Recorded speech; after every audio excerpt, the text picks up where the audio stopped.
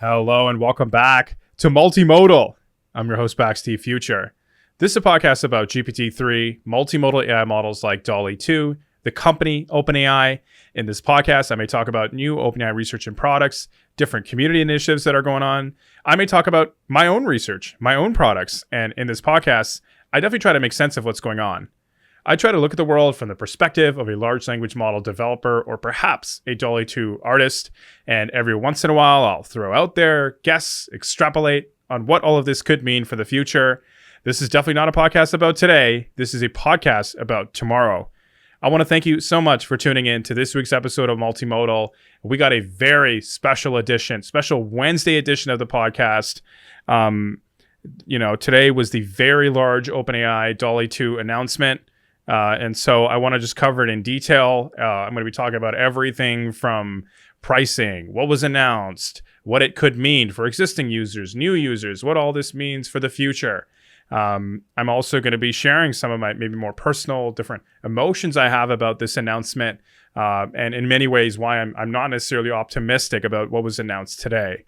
So today you are getting the hot takes, and I'll also be sharing some different predictions. So. Very important podcast today. And that's why I feel like, I got to load up everything we got to record. So before I get there, I do want to apologize. I have not been uploading as frequently, either the podcast or YouTube. Part of the reason is simply I've been working on some DALL-E projects of my own behind the scenes. I already released a video on a DALL-E 2 survey, a survey which I conducted about a month and a half ago, trying to understand DALL-E's edit capabilities. I published not only my findings of the survey, but all of the data as well. You can find the YouTube video on that. It's on my YouTube channel, youtube.com/BAKZTfuture, as well as my Substack newsletter where I documented everything and had the links to all the files that different people could check out, bakztfuture.substack.com. Over the past month or so, I've also been working on a top secret project known as DALL-Edit. Over the next few days, I'm going to be open sourcing it. It is essentially a data set, which is based off the research that I had conducted. I'm going to be either releasing a video or talking more about it on the podcast once I release it. But very excited. I spent about a month on DALL-Edit. So I've been doing stuff behind the scenes, and, it's just hard to multitask between work, these side projects that I think are important, as well as just putting content out there for the entire GPT-3 and DALL-E community. But with that said, I am back. We are going to be going through today's announcement. And so let's go through that right now. So today, OpenAI announced that DALL-E 2 is exiting research beta. It is graduating to regular beta. They're going to be scaling DALL-E to 1 million users. This is a tremendous feat, and by my understanding, it took a lot of work and research to get the DALL-E, particularly around something called inference. To get that even at the scale now is a tremendous achievement. If you don't know what inference is, so basically when it comes to large language models like GPT-3 or multimodal AI models like DALL-E, there's kind of like two overall stages for an AI model. So the first is training the model. So you need to, get the weights correct and train it on a bunch of data. And then the second stage is inference, where you're basically hosting that trained model. Now, both things are expensive. So training is expensive and inference is also expensive. And the reason inference is expensive is you need to host these models on these very expensive servers, particularly servers with GPUs. And so you are paying every second that server is running, and at a certain scale, like OpenAI scale, the inference fees do rack up. And so all that to say, they're going to be scaling DALL-E to 1 million, and hopefully it's only uphill from there. The announcement also covered the new quota and pricing structure, as well as they're opening up licensing so people can commercially use DALL-E. They have more ownership over the work. In the past, it was basically OpenAI retained ownership of everything, just for the purposes of the research beta. And they also are launching a artist kind of support program. So if you're an artist of need, you want to use DALL-E, you want to get some credits going, you can also sign up for that program and get support. So a lot of things covered. Today, I think I'm just going to be zeroing in on pricing and quotas. Specifically, the main things they've announced: new users will get a total of 50 generations from DALL-E for the whole first month, and every month after that will be 25 for the whole month. And to give you an idea, for the research beta, we recently just got capped about a week or two ago to 50 a day. So it's going now from 50 a day to 50 a month, which is a pretty significant jump. And of course, you can buy more credits. And so don't quote me on this, but I believe it was something like for $15, you get 115 or something like that. I encourage you to check it out. I should know off the top of my head, but I don't. It was just announced a couple hours ago. But anyways, the additional credit top-ups, I mean, I don't think it's that bad. And obviously it is costing them a lot in inference to run this service. And so anyways, that was sort of in a nutshell what was announced today. Now, my particular issue with the pricing and quota structure, I wrote an article earlier this week about what I call the DALL-E 2 flow state.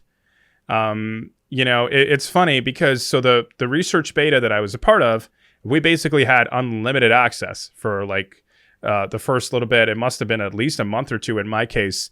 And then they announced the quota maybe 2 or 3 weeks ago of 50 a day. And ever since they announced that quota, I just noticed that I was using DALL-E a lot less, maybe a tenth of the amount of time that I was using it. And I didn't quite understand why this was the case, because I still was given 50 a day. I just wasn't using it at that full capacity. And I think the reason is that I just found that within the 50 credit limit, I just couldn't hit a flow state. And this word flow state, it took me a while in the article to land on that word, but I realized this is a word and a phrase which is consistent across many creative disciplines. So artists will describe a flow state, musicians will describe a flow state, like painters, musicians, programmers, even athletes. And so if you don't know what a flow state is basically when you're so focused on a skill or a craft or just the process of creation that's all where your head is at. You lose almost your sense of time and reality. You're just lost in your work. You're performing highly. It is the collection of the skills and the muscle memory you've built up to that point. You have your best ideas. You do your most efficient and effective work. You come up with creative concepts. You're exploring things.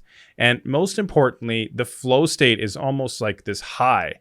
It's almost like this rush. Once you hit your flow state for the first time, it feels good. Endorphins get released, and you want to continue doing that. You want to continue working hard to get that feeling.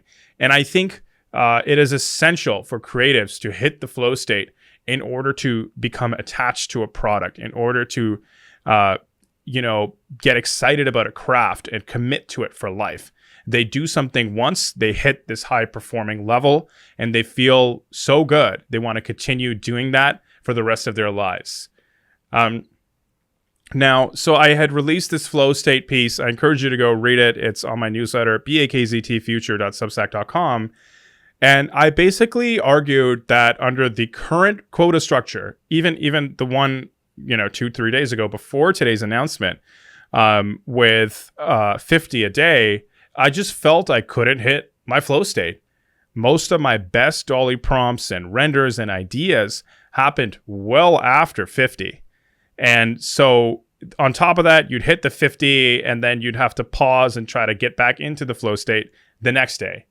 And so in the article, I basically argued that this is a serious problem with the product. You need to be able to hit a flow state.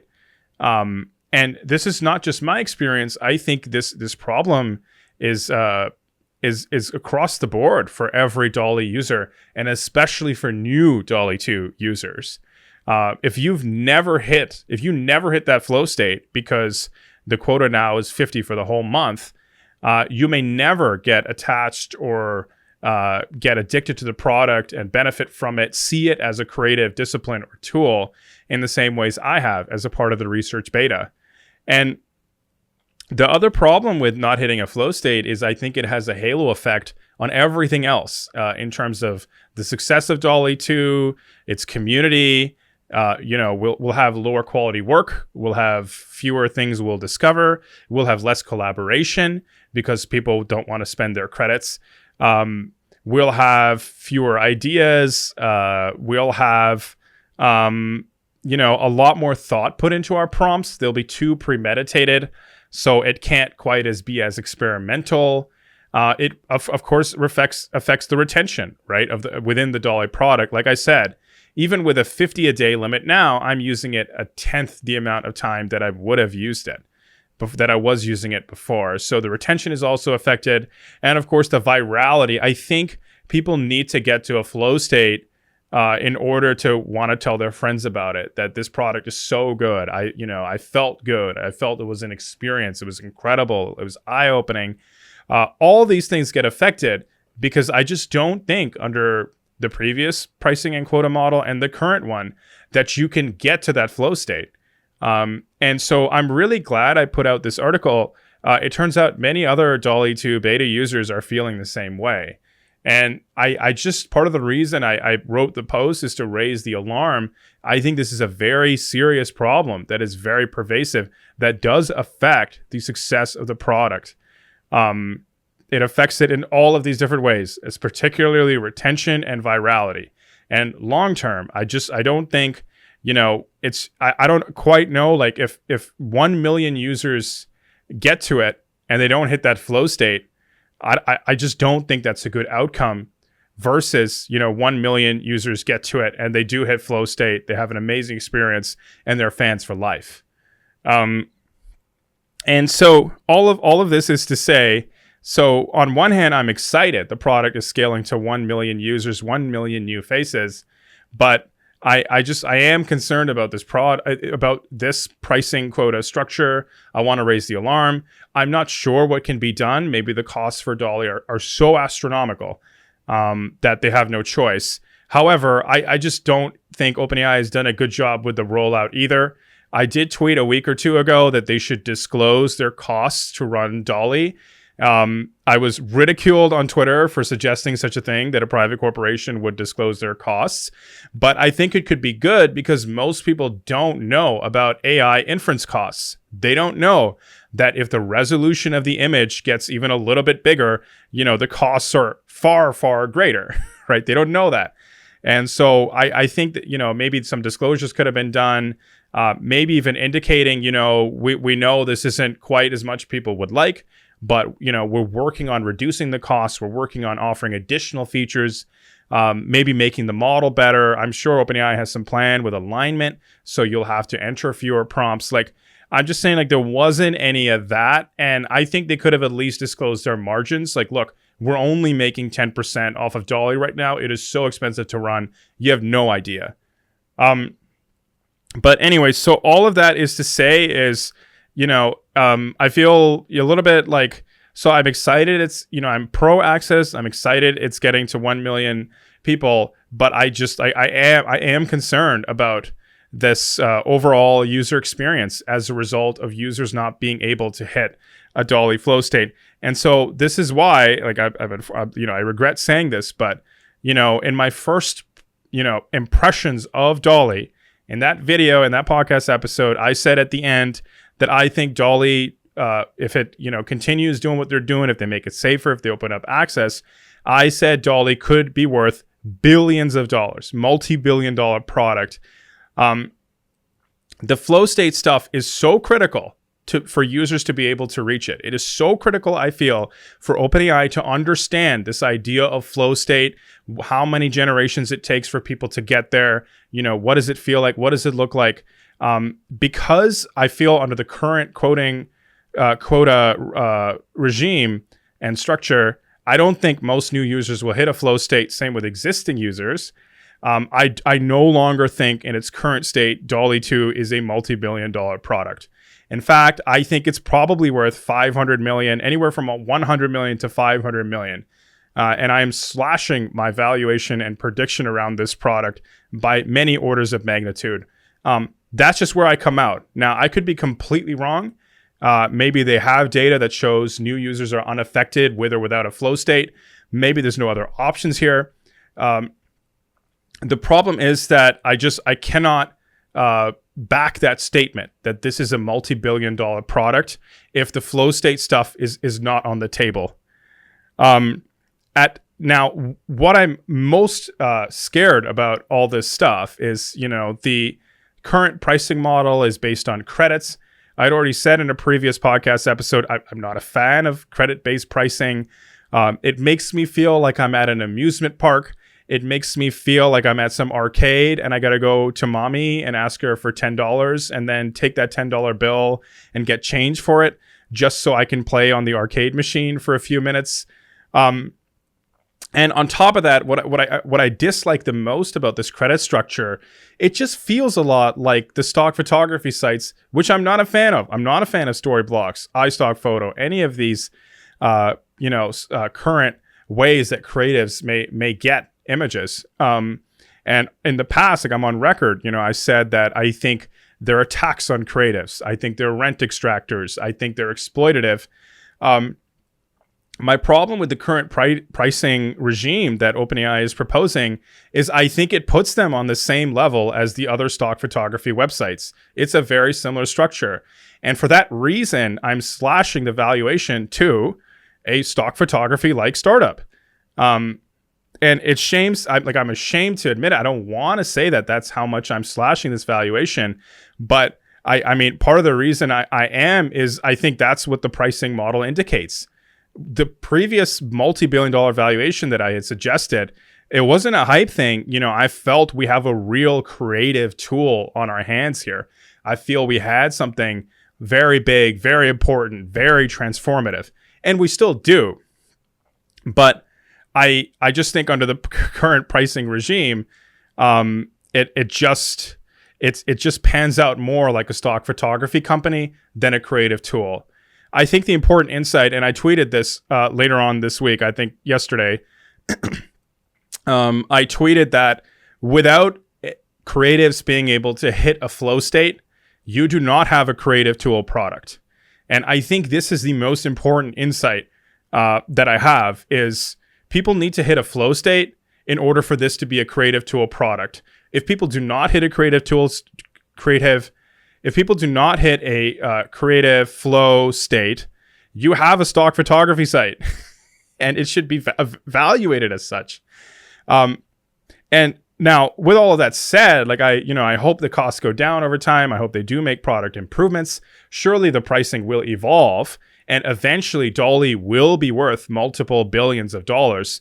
All I'm saying is for now, I simply cannot, indicate that valuation anymore. I do have to slash it. The flow state stuff is just so important. I think maybe there's not much we can do here. I'm still excited that 1 million users are going to get access. But at the same time, I do worry how this stuff is going to pan out. And my biggest fear about how it's going to pan out, I'm scared that users will pull up to the site, barely get an idea about what DALL-E's about. They'll enter a few prompts for fun. And since they never hit the flow state, I actually think these users will churn. Because they didn't establish a special connection with the product, because they weren't able to practice at the level of something like Photoshop or a drum set or a clarinet or painting, you're just in a different category altogether. And so I'm actually not just concerned about the product's virality, but also its long-term retention and all of this stuff as well. I'm a little bit scared, what will the retention curves be like? If you had asked me a few weeks ago, I was under the perspective that this product was going to go gangbusters and, everybody in the world would be using it. I think I said everybody K to 12. I guess what I'm realizing now is it's probably going to be a longer term game than that. I think it might be a year or two, maybe longer, as scaling access improves, maybe as the pricing goes down, as the pricing becomes more generous. I just think whatever I said in the first impressions, that you have a multi-billion-dollar product, I just think it might be a year or two before it actually gets there. And I don't know, I think there is something about lightning in a bottle and capturing it. Unfortunately, with GPT-3, as a result of access and pricing, I don't think they were quite able to capture the actual hype and interest in their product at the right time. And it's only happening now that I think GPT-3 is organically growing. It's gotten like 1,000 times better, where I feel like it's at a place where it may actually capture a lot of the value that it has the potential of creating. I think DALL-E is heading down a similar direction. Like, I think maybe a year or two for now, we'll see peak DALL-E. It's just a shame that I don't think that lightning in a bottle will be captured here right away. And I also find it interesting because everybody in the space before the DALL-E 2 announcement knew this kind of stuff is very expensive. All the small startups knew, Midjourney knows, everybody knows that it's very expensive to run these text-to-image models. I guess I'm a little bit disappointed as well. I thought maybe OpenAI had something figured out. I thought they would be able to be more generous with the pricing offerings. And I honestly thought maybe the bet was bigger. Like I mentioned in a previous podcast, I'd be willing to run DALL-E at a loss, 100 million plus for like a year, because I would be so confident that at the end I would win over the whole world. And from there I can do whatever I want. And, you know, make money through that process, maybe reduce the costs, all that stuff. So anyways, so with all that said, like, that's just where I come out on the announcement. Now, with that said, I still think you should try DALL-E. I still think you should sign up for the wait list. Many people have been signing up for the wait list a few times, and I've been hearing they've been getting access that way. You didn't hear that from me. You also didn't hear maybe put DALL-E 2 in your bio, you know, maybe, you know, spruce up the social media here and there, you know, up your little art resume. You didn't hear that from me either. But I still think it's an incredible experience, and I encourage everybody to maybe prepare more for once you do get access. Try to make the most of your 50 credits. You know, study art history, type in hashtag DALL-E 2 on Twitter, review the different prompts and generations people are getting. My other piece of advice is to sort of play the long game here. I think DALL-E 2 is panning out in such a way that it's kind of like every other artistic discipline. If you sign up for art school, you still have to figure out how do you get the money together for your paint and all your materials. If you're a musician, buying the expensive equipment, you know, you need to fund the hobby is what I'm saying. You have a very expensive hobby on your hands. And so it's kind of unfortunate, but I think for now, DALL-E is panning out in such a way that you should consider side hustles. You should consider these kinds of things in order to afford the credits. And I guess my final piece of advice is like to try to make the most of it is definitely try to just visualize things better in your head. And there's many ways to do this, many techniques, but even now, if you don't have access, if you want to practice your painting skills, writing skills, if you want to use other multimodal AI tools like Disco Diffusion or Midjourney, practice the art of writing prompts in advance. I think that'd be a good idea. You want to not only get practice with the language and tying language to visualization in your head, you also you just want to get sort of, maybe you might hit that flow state with Midjourney or the other tools. And so then you can bring that over to DALL-E as well. So that's my advice for people. I still think you'll love it. I still think you'll get excited. I still think the community will see lots of growth and interest and interesting art. Don't get me wrong, it's not over. I guess my fear is we may lose a lot of users the same time we gain new ones. And my problem with that kind of situation is it's very hard to tell that from the data. And so, like, again, like, I don't have the data. Maybe I'm completely wrong. Maybe OpenAI is making the right informed decision, or these are the only options they have. But I just, I guess all I'm saying is, sometimes I take pride in the fact that I'm willing to talk about things nobody else is willing to talk about. I'm willing to ask important questions. Maybe I'm super wrong on all of this, but I'm also speaking on what I think is the best interest for the community, as well as the best interest for OpenAI. The flow state stuff is no joke. I think it's in the best interest of the company to focus in on flow state and get that right, because I think that's a situation where everybody is happy. So I've talked about the announcement. all the different ways. Sort of my position is maybe becoming more conservative about it. You know, like I said, it's not over. I still highly encourage people to try DALL-E, use it, buy the credits, pay the credits if you can afford it. And of course, the positive in today's announcement was first piece, 1 million users. Second piece is now you can pay, which is also nice because, of course, people like me are willing to pay. And then I guess the third piece was just the commercial licensing as well. You can now use DALL-E in a commercial situation. People can start making money from DALL-E. We can start to have a real art history movement with real dollars beside it. So I don't want that stuff to be overshadowed by the pricing and quota stuff. The pricing and quota stuff is just really top of mind. And of course, I do want to apologize to the team at OpenAI. Like, this is, really a topic I'm really passionate about. And of course, I know everybody of that team means well and is doing the best they can. And of course, I do want to congratulate the team at OpenAI for not just delivering DALL-E, but making it up to this point.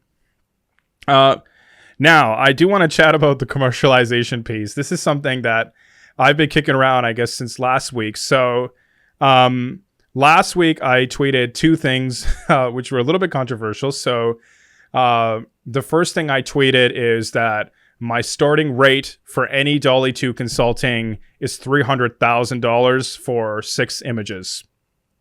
And I tweeted this, as a really provocative thing. I think it got some conversations going.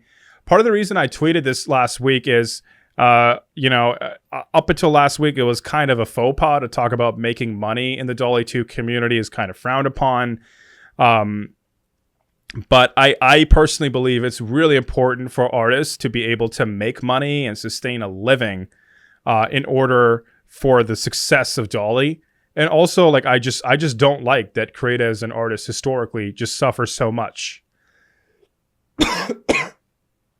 And so my thinking was with this tweet that I will set the hourly rate and my rate will be $300,000 starting just for 6 images.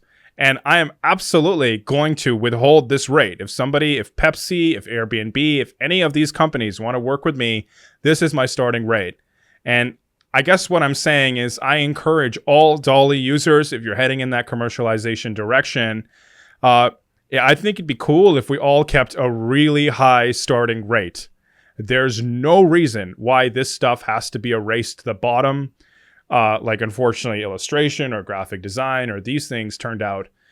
We can all charge high rates, make living out of this, and make tons of money, and also make the best work ever. And I think, there is some talk about AI art and all this stuff. Like, is it real? How can you say that? The AI does all the work, blah, blah, blah. My advice is ignore the haters. It is an art. It is a craft. It takes, it takes genius, and you do need to build an intuition around prompt design. Some people do have an aptitude for prompt design. It's not something that comes to everybody right away. And, a lot of the point of DALL-E is it forces you to focus on your imaginative abilities. And so, in a way, now that the skill gap is removed, it boils down to just imagination between you and the best artists in the world. And so I just think it'd be cool if we all just set a high rate and kept the market rate high, and people are able to pay their bills, feed their families, and be successful creatives. I happen to think that economic empowerment is really important. I also tweeted after that, I tweeted something like my DALL-E 2 art is already worth millions of dollars. And look, I understand that's, a crazy statement. Maybe I come off a little bit narcissistic. I'm talking my own book. I understand all these criticisms, but let's keep it honest here, right? Like, I think DALL-E is a significant development in the art history world. 10 years from now, we will be looking back at AI art. DALL-E will be a significant discussion, and my work, along with other people's work, including your work, will be valuable. There are plenty of examples of art throughout history which is worth millions of dollars. And to me, it doesn't sound that crazy that any of our work, maybe not even mine, any of your work could be worth millions of dollars. And so this is also another thing. It doesn't have to be a race to the bottom, right? we can charge millions of dollars. Art is subjective. You know, we got a little piece of history here. I think AI-based art will be the defining creative movement this decade. It is going to be much bigger. All of this stuff is just the beginning. And so we are pioneers in a very real way. And so whatever we make has intrinsic, it has value. It has intrinsic value. It has value, subjective value. And it may be a little piece of history that you're working on here without even realizing it. So I guess my problem is the community themselves not valuing their own work. And if it were up to me, like I'd rather set my own rates. I'd rather become economically successful. And I definitely think there's something about art where commercial incentives do matter. You know, having commercial incentives, being able to make money, creates a healthy community and allows you to do your best work in addition to just paying your bills. And so I understand these tweets are provocative. You know, maybe I'm a little bit off the rails with all this stuff, but I want to put it out there and at least be thought-provoking and get the conversation going. There's probably real money to be made here and real artistic careers. We should go for it. Finally, I guess the last two things are I've been working on part 2 of GPT-X DALL-E at our Multimodal future.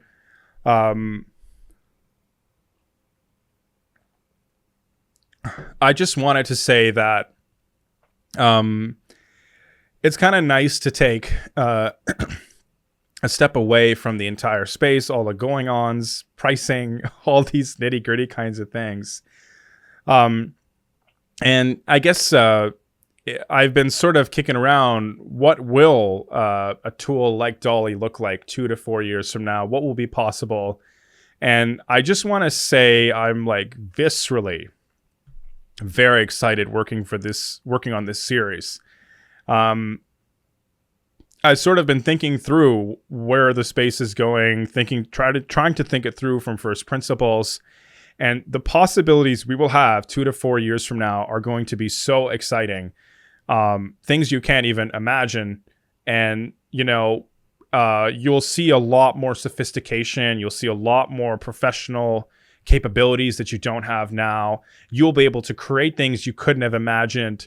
And so, like, I wanted to put it in there that it's kind of like right now I'm sitting on what I think is the future.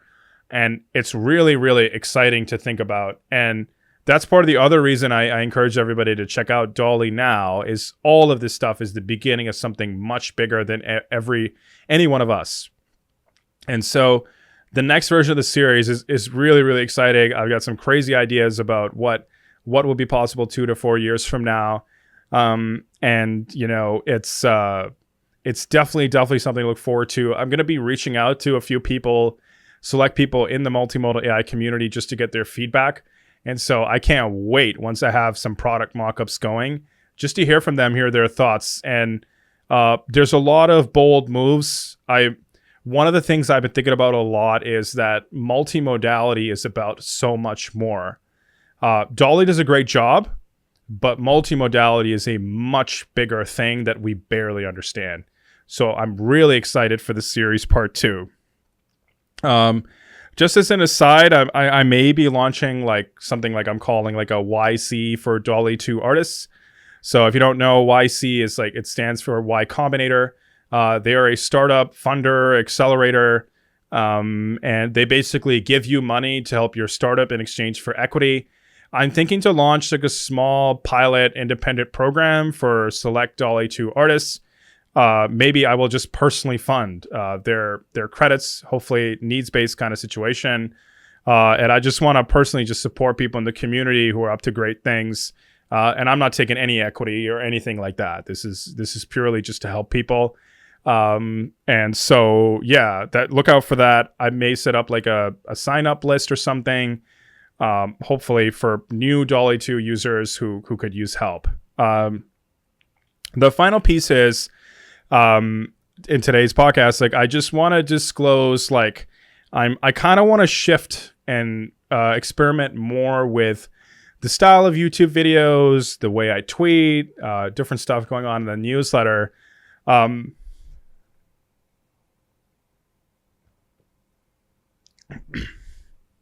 The short of it is that I'm transitioning more to an artist myself. I also feel like I do have more thoughts and actually emotions that I want to share with the community.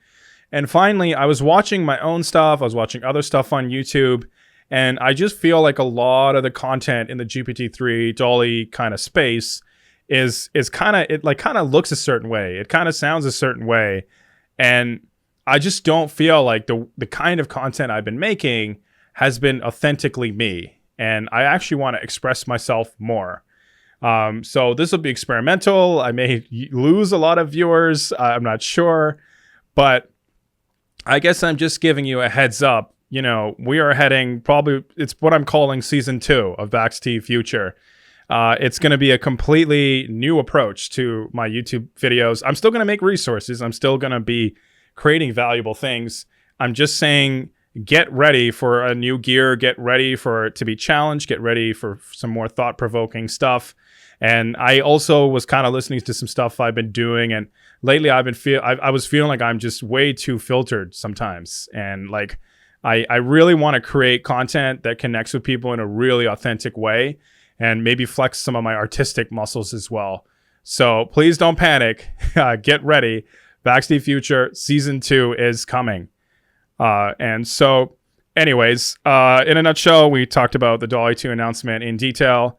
Very big news today, and I also actually recorded a Twitter Spaces event with some very select DALL-E 2 users to talk more about the announcement. So hopefully that podcast episode is dropping tomorrow as well, where you'll get our first reactions. Today we talked about the announcement. Today I talked about the series 2.0. I talked about my thoughts on commercialization with DALL-E, why it's important for everybody to keep their rates high. I teased the YAC for DALL-E 2 artists that I'm starting. It's going to be a fun side project, cost me a decent chunk of change.